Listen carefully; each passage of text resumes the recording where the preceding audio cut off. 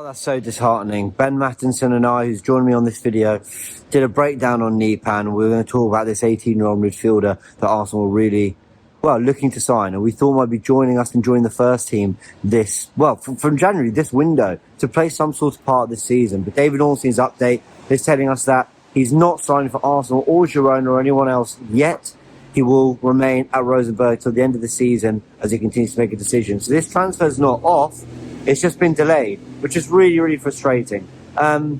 Look, it's frustrating not because I thought he was going to come in and win us the title, but because I still think we need squad depth in that position. I'm now less inclined to want to sanction a Zinchenko to Dortmund deal or something like that, although that's gone very quiet. But with a few edits and cuts, we've kept this video because I think it's a really good breakdown of a player we might still be signing. If an 18-year-old wants to take more time to decide their future, that's completely and utterly fair enough. Arsenal still want the player. There's still, the potential he signs in the summer, along with maybe Zubimendi. So it's important that we get to know who this player is. So enjoy the breakdown with me and Ben Mattinson.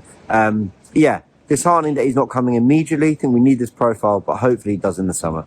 We're all excited about the prospect of Sverre Nypan playing for Arsenal. Let's learn a little bit about him. Sometimes when I do these breakdowns, I want to sit there and gather all the data and information. But I think when you're talking about an 18-year-old who, with all due respect, isn't playing in the top leagues in Europe, it's not just the comps that are hard to kind of actually, understand how what he's doing, reflects across a Premier League level or anything like that. But it's also knowing if that data is particularly impressive. So someone who is a brilliant scout, Ben Mattinson, has come to join me. Ben, it's an absolute pleasure having you on.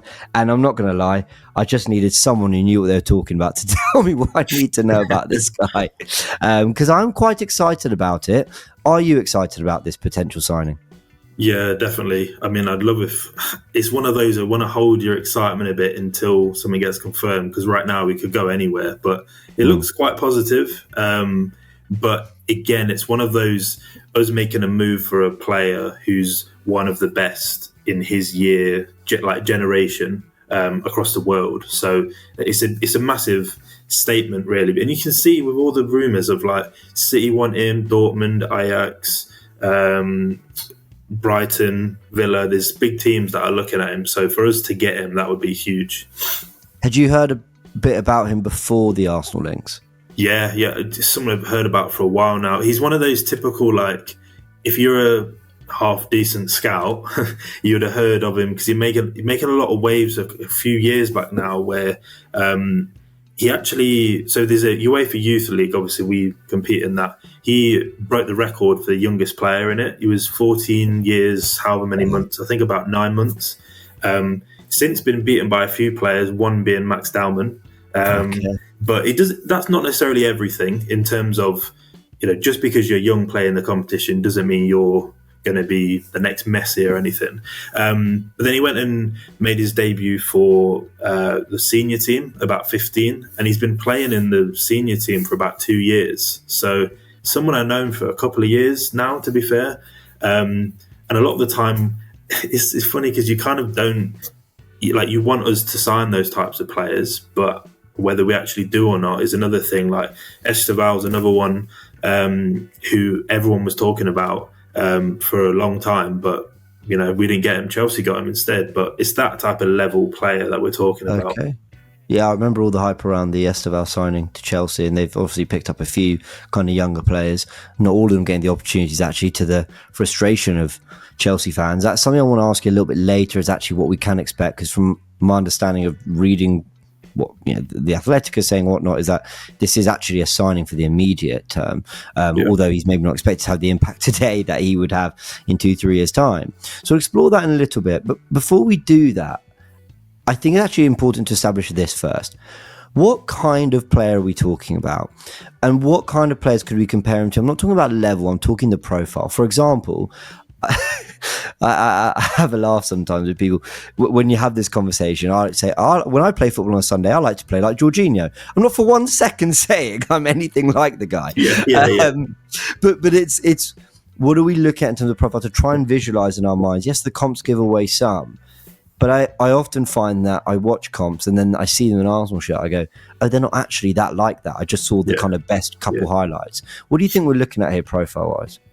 Yeah, I mean, just on that, that's a really important thing. If you're in general, there's a lot of people that talk on players and they haven't watched an actual game, like not even a minute of an actual game. It's all just Yeah. compilations. And you can tell by the description sometimes, because within a compilation, you've got things that you could, I don't know, like you can highlight certain thing, like they make 2 big tackles amongst 5 seasons. You put them into a compilation, it looks like, oh, they make loads of tackles. Yeah, So that's true. yeah, just watch games is what I would say. And there's actually a few, even on like YouTube, of Rosenborg, because they're fairly low, like less status league. But yeah, in terms of as a player, really interesting where there's a lot of different comparisons I've seen, and I'll be honest, there's none that I've been like, that's exact. There's just kind of crossovers of a few. So some that people have spoken about, there's like 2 sides to a spectrum, where one was like more like a Pedri type, and another was like a Cruz when he was younger. And I think I he heard the falls in Cruz. between. Yeah, I think he falls in between, where I think longer term he'll move into more of a deep line playmaker. For now, he plays higher up, plays in the pockets a lot. Kind of connects the winger and the striker quite nicely, makes some good runs into the box. But if you look at his intelligence in like build-up play, I think that's where he'll shine best. And that's where I see like the comparisons a bit with someone like that. I think he carries a lot more than Cruz, which is where the Pedri side comes in. But I don't think he's got that. When you look at Pedri, even when he was young, he's like really agile, really athletic, in terms of how quickly he can move out of tight spaces. Yeah. He's got a little bit of that, but not like to the same level. He's not going to be a Musiala going in and out of the tight spaces and things like that. So he's kind of like I said, he's like a mid. He's a gap between the two, really. And I think when you look at his future role, one part of the reason I think he'll move back is he doesn't have that explosiveness and the ball striking yet. He might develop that ball striking, but I think in terms of that real agility to be the guy in the pockets, he's not going to be that. So that's probably where you see him moving a bit deeper. See, I'm so glad you said all that, because profile-wise, I really think this is an area Arsenal do need to add. Now, I think we still need the final third, the guy who gets it in zone 14 and slaps it in the top corner. I still think we need the player who makes bursting runs beyond Bukayo Saka when he's hugging the touchline. I still think we need these dynamics. Someone more like a De Bruyne type, which is quite a rare profile, to be fair. But I also feel that when you're going to play a 4-3-3, which we have done for a long time, and I still, even though I'm going to war with people over this and the Zubimendi signing might change my mind on this, I still think Rice at the base with an Ødegaard and a Nypan type profile, lovely balance of, profiles, quality, and you've got someone at the base who can let 2 players like that thrive. I don't believe Ødegaard is an out-and-out chance creator. I just think he's so talented he can make it, and when that's kind of made his role in the team and he's wearing the armband, I think he takes that upon himself. But I think it's mainly because he's asked to be the sole one, that having another on the left side, you're going to have that kind of balance to go down both sides.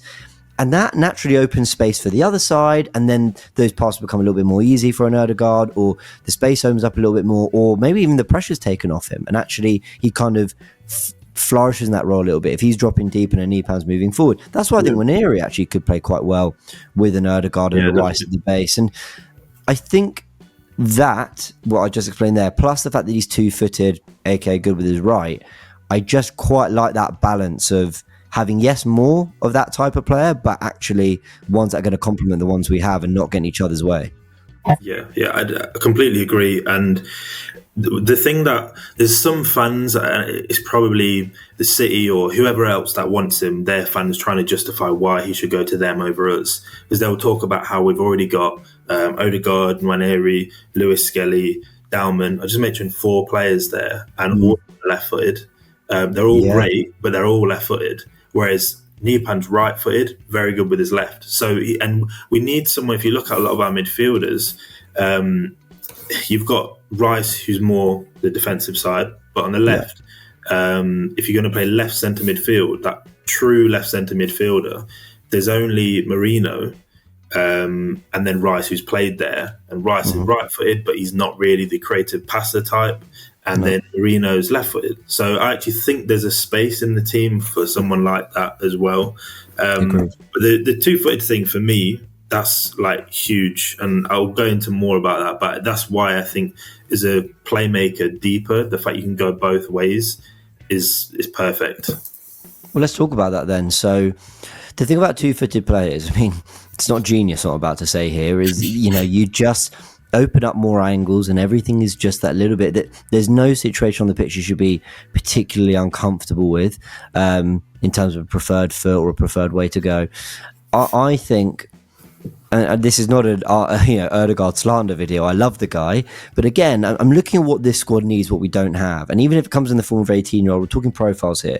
Ødegaard, for me, I think one of the reasons that maybe defenders sometimes can find it a bit easier to defend is they know what he'd prefer to do, and when he's setting himself on that left foot to whip it to the back post, you never see the drop of the shoulder to drag it back onto his right and then whip an outswinger in. That kind of goes behind the back four. Two-footed players might have that little bit. Cazorla did that. He went, I'll just take this corner on my left foot because that's the angle I need to get, right? So when you marry that with this talent, I mean, how big a strength is that of his? Yeah, it's one of the traits I like most in terms of a deep line playmaker and a finisher in around the box. Because they're the two places where you need the most level of unpredictability. If I know what you're going to do every time I press you, then I'm more likely to have a higher success rate. If I have no idea, then it's quite straightforward, really. But these are the things that they teach at the very best academies. There's certain academies in the like Ajax, AZ Alkmaar, actually, kind of, in my opinion, their academy is kind of almost overtaken them a little bit in terms of the quality of people coming through. And one thing you'll notice, Barcelona as well, everyone that comes through, right back, left back, everywhere, they'll play all over the place because they're so both-footed. They've got a good understanding of on the ball, off the ball, different roles. And I think you've got that in Nypan as well. And he could, that's where the confusion about his profile comes, because there's so many different sides to his game. But having that level of unpredictability, and especially in the final third as well, where it makes him a lot more decisive. I think there's like two sides to someone being more decisive. One's the awareness. Do you know how much time you have on the ball? When do you scan? So before receiving the ball, it's important that they'll scan before they get the ball, because they already know what they're doing before they've even touched it. So when they get it, you see it sometimes like Iniesta or whoever, where as soon as he gets the ball, it's like he's already played the game. He'll make the turn at the perfect time and then play the pass at the perfect time. And you've got a bit of that with him, where before he gets the ball, he's already checked over his shoulder. He's seen there's a man there and there's one over there. Then he'll do two quick turns and get out of it. Or it's also the ability to do the thing that you want to do as well, to be decisive. And with Ødegaard, I think he's got the awareness, but not the right foot, which is the problem. So sometimes he could even see the runner there, but then he'll turn it onto his left. And by the time he's done that, you've wasted a millisecond and it's too long. And I think he's really good at actually releasing runners early, Nypan. And that's one thing I do like about him, where he's more decisive. And in the final third, you'll see those half space crosses or crosses on his left foot down the left side. Good. We need these. Exactly. It's kind of like, one of the things when I saw this link and I was like, he's so ideal for his role currently, is ideal for how Xhaka's role was, where they're a bit better as a passer. He makes a lot of ghosting runs into the box. He can do the crossing. His passing and crossing needs a bit of refining. But you're talking about somebody who's 18 and he's only just turned 18 in December. So, you know. Yeah, very young player, fair enough. Well, we've got two of them already. They started the last Premier League game. So I think Arteta's kind of made it very clear. If you're good enough, you're old enough. But you have to be good enough, because it's taken 4 or 5 years to the point where people question whether Arteta even gave the academy enough of a chance. Quite clearly, the path is there. But again, Lewis Skelly and Waneri looking like serious talents. If Nypan's anything like that, he'll play football. We've got two really highly rated academy guys who've now become quite important squad players. You know, like if it wasn't for Lewis Skelly, we would have really struggled at left back. Yeah. And I think that's the unique selling point of us over City. But it has changed now, where it's now Girona, not Man City, where he would probably go and start every single game, and then they would get him from there. And that does change things in terms of how much game time he would get. But I think if you're already in the right environment to be integrated in, I think that's probably better for a young player. You don't want too much too soon in terms of managing his minutes. But I think he's at the level of those type of players like Waneri and Lewis Skelly. And the fact he's been playing senior football for 2 years, I know it's a lower level, but you see someone who, although he hasn't physically matured and he's not very physically strong, he has a very good understanding of how to use his body, how to like anticipate the contact, ride the challenges, and just kind of holding off players and weaving out of challenges like that. I think when you see Waneri and Lewis Skelly, that's why they are ready to play now. Like their physicality and how quickly they just kind of come in, they rolling off big, strong players.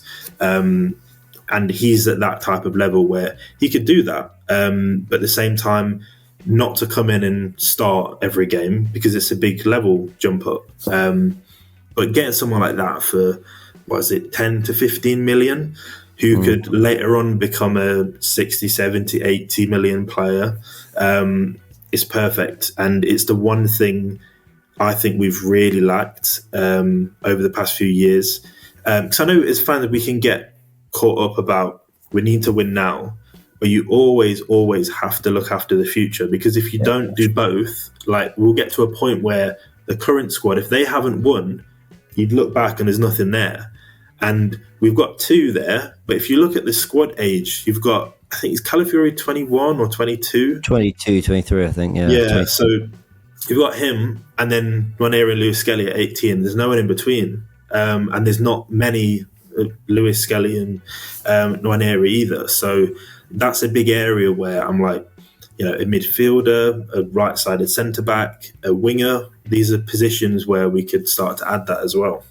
Yeah, completely and utterly agree. Ben, a huge thank you. Let everyone know where they can find you. I'll make sure to put the links in the description below as well. Yeah, thanks for having me on. Just on Twitter or X, at Ben_Mattinson_. Mate, you should make a YouTube channel, because the detail you go into on players, people from around just outside the Arsenal fan base would watch that too, just to find out, you know, proper breakdowns and information on these players. You do great work, and you're absolutely who I wanted to hear from when it comes to this player. So big thanks for joining me, man. Thanks.